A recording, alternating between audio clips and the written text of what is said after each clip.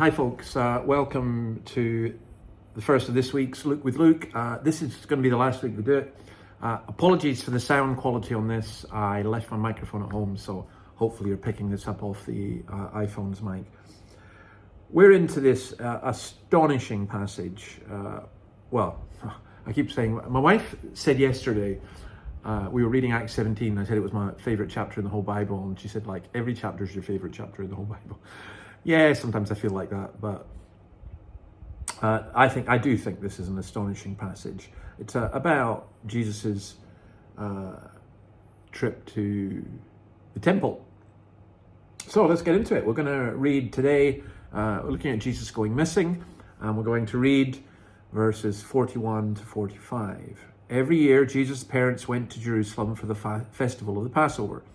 When he was 12 years old, they went up to the festival according to the custom. After the festival was over, while his parents were returning home, the boy stayed behind in Jerusalem, but they were unaware of it. Thinking he was in their company, they traveled on for a day. Then they began looking for him among their relatives and friends. When they did not find him, they went back to Jerusalem to look for him. Now, I covered this in more detail in the sermon that we did on Sunday, and you can get that on this YouTube channel as well, or on my webpage. So at 12 years old, Jesus is on the threshold of adult life. For Jewish boys, at 12, you were a boy, and 13, you had your bar mitzvah. You became a son of the law, bar mitzvah, son of the law, and you became an adult.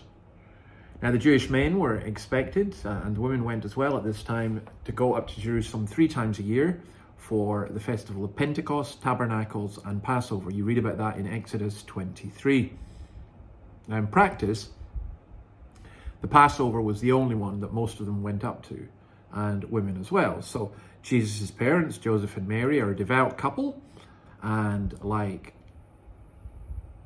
Samuel's parents, Eli and Hannah, 1 Samuel 2:19, each year his mother made him a little robe and took it to him when she went up with her husband to offer the annual sacrifice. So this is an annual pilgrimage. And the Passover normally lasted 7 days. People were expected to stay at least 2.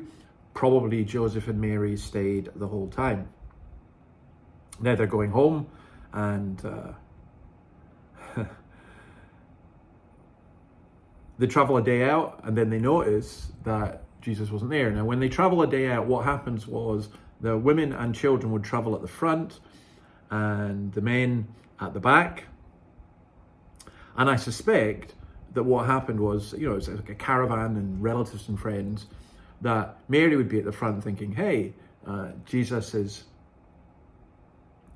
with Joseph, and Joseph would be back thinking, hey, Jesus is with Mary. It reminds me of the time that, oh my goodness, it was quite embarrassing really, but we were in the manse in Dundee, just having come back from the service at St. Peter's, and the phone rang, and there was a lot of people in, very busy. We always did hospitality, and it was the students down in the church. He said, are you missing anything? I said, no, I don't think so.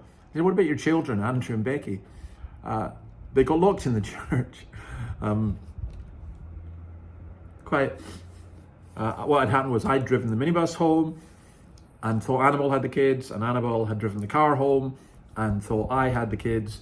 And then when we got in the house and everything was really busy, we just didn't notice. Well, I think that's very much a similar style thing here.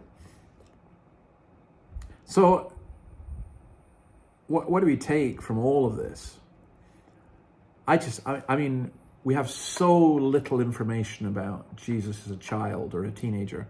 And I love this in so many ways. I love it. I love it because it's telling about his background. I love it because, as we'll go on to see, it shows that even at this age, he had an awareness of who he was and what he was going to do. And I love it because it just shows the parenting of that time. We live in a time where I think Jonathan Haidt's new book will show this, where parents are so anxious they just don't let their children out of their sight. That wasn't the time of Joseph and Mary. And it's, to be honest, actually, it wasn't the time that I grew up in either. But these are different times. But I think the main thing is that going through all of this is the Son of God doing this. This is for us. We'll come on to see more of what that means tomorrow. But God bless you. Hope you have had a good weekend, and join us tomorrow, and I'll have the sound sorted by then.